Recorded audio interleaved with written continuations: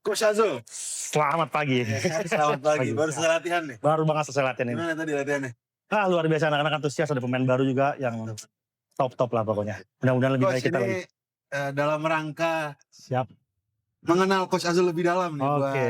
teman-teman supporter, buat followers Persika di Instagram. Kita mau nanya-nanya sedikit lah tentang gimana perjalanan Coach Azul di Persika sejauh ini nih. Siap. Dari semenjak Coach Azul ditunjuk sebagai pelatih kepala sampai sekarang gimana nih perjalanan itu? Semenjak saya ditunjuk, yang pasti saya bangga, tertantang. Saya sudah menangani Persikat yang notabene kita termuda di Liga 2 ya. Oke. Untuk membangkitkan gairah sepak bola Depok ini sendiri, yang pastinya saya punya motivasi sendiri untuk membangkitkan gairah sepak bola masyarakat Depok sendiri. Dengan adanya Persikat dan berprestasi terus di setiap pertandingannya. Jadi emang kita rata-rata usia pemain termuda ya Coach ya? Termuda 22 tahun. Tantangan banget ya. Tantangan banget ya. Tapi satu sisi juga mempermudah kita dalam mainin pemain-pemain regulasi yang ada di aturan LIB. Betul, karena itu salah satu filosofi saya mau menonjolkan pemain muda dengan karakteristik yang memang dia muda dan punya karakter dan agresif. Baik. Oke Coach, Siap. berikutnya saya penasaran nih, mungkin ada beberapa followers juga yang penasaran. Dari Coach Azul secara pribadi, kira-kira hal yang paling penting dalam melatih ini apa Coach dari Coach Azul? Yang pasti kalau buat saya kebersamaan tuh ya, karena itu harus tercipta. Karena kita sepak bola teamwork ya, harus tercipta kebersamaan di dalam dan luar lapangan, baru bisa menjadi tim yang solid di situ. Ya, jadi di dalam dan luar lapangan kita harus solid. Terlebih kita pemain-pemain muda harus menciptakan karakter seperti itu.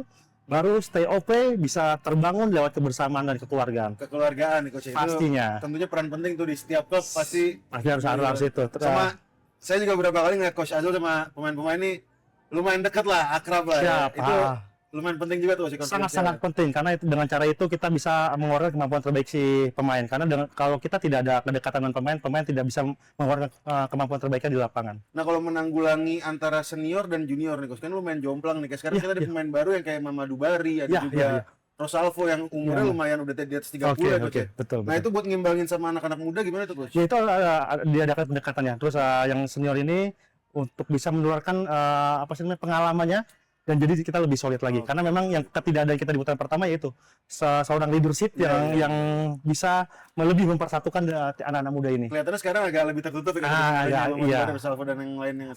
Agak tertutup dengan adanya mereka. Ada Doli, ada Rosalvo, ada Mamadou Bari, lebih kompak lagi, lebih solid karena sudah ada yang dipandang gitu Coach. Betul. Nah sekarang yang berikutnya Coach, kira-kira karakter tim yang seperti apa nih yang supporter bisa harapkan dari Coach Azul?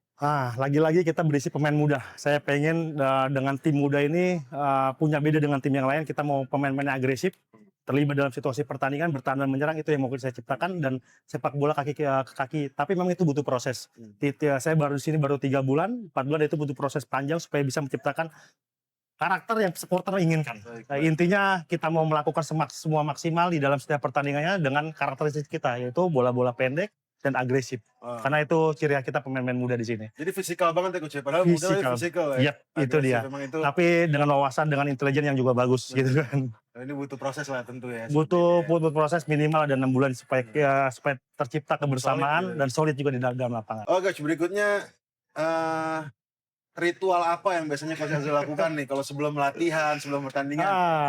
Mungkin beberapa supporter, beberapa followers sudah ada yang nonton berapa kali kita post juga. Cuman bisa dijelasin lah Coach, kira-kira ritual apa yang biasa Coach Azul lakukan sebelum? Pertama sih saya melihat kondisi anak-anak yang udah ngelihat gestur, ada masalah apa, ada segala macam. Yang pertama saya adakan pendekatan ke mereka ketika mereka dalam sebelum latihan atau sebelum bertanding. Kalau mereka tidak ada gestur yang tidak baik, saya adakan pendekatan supaya saya tahu, supaya dia bisa mengeluarkan kemampuan terbaiknya saat latihan dan juga saat pertandingan. Terus berikutnya saya berpikir untuk memberikan motivasi ke mereka nih dalam setiap pertandingannya, supaya mereka terbakar lah di dalam lapangan. Lebih banyak ke hal kecil. Biasanya 4 mata tuh Coach. Biasanya 4 mata. Saya melihat pemain dulu, gestur pemain nih. Tarik kalau ada masalah, saya tarik, saya ajak bicara, ada apa entah. Kan kita nggak tahu, kayak Yudi sekarang ini istrinya melahirkan, tiba-tiba dia izin. Nah itu ya kayak gitu. Karena di luar teknis itu sangat penting ya.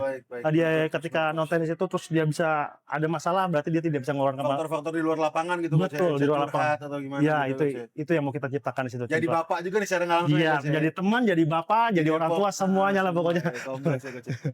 Nah ini menarik juga nih Coach, pertanyaan saya berikutnya nih Coach.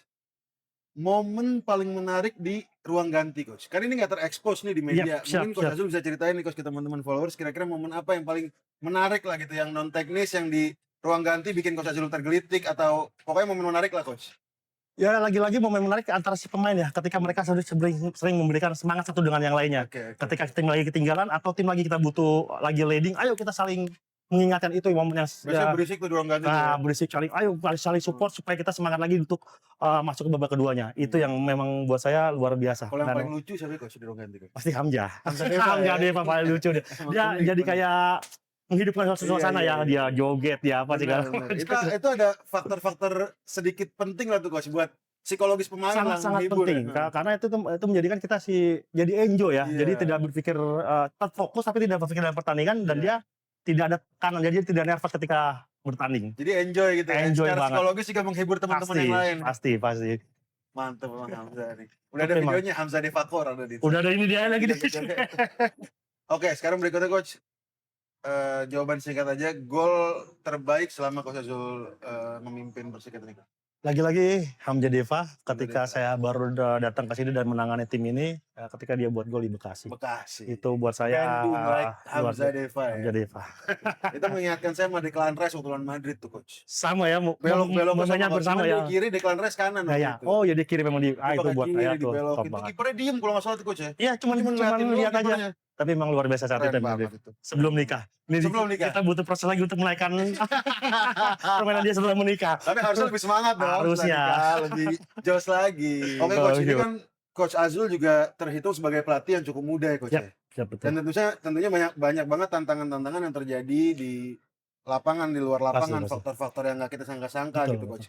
Nah sebagai pelatih muda nih coach, gimana nih Coach Azul menangani hal-hal yang nggak disangka-sangka tersebut coach, ada masalah atau apapun gitu di dalam dan luar lapangan antar pemain gitu coach? Nah, pastinya saya nggak sungkan untuk meminta masukan ke senior-senior ya, terutama Coach Kasarta di RD.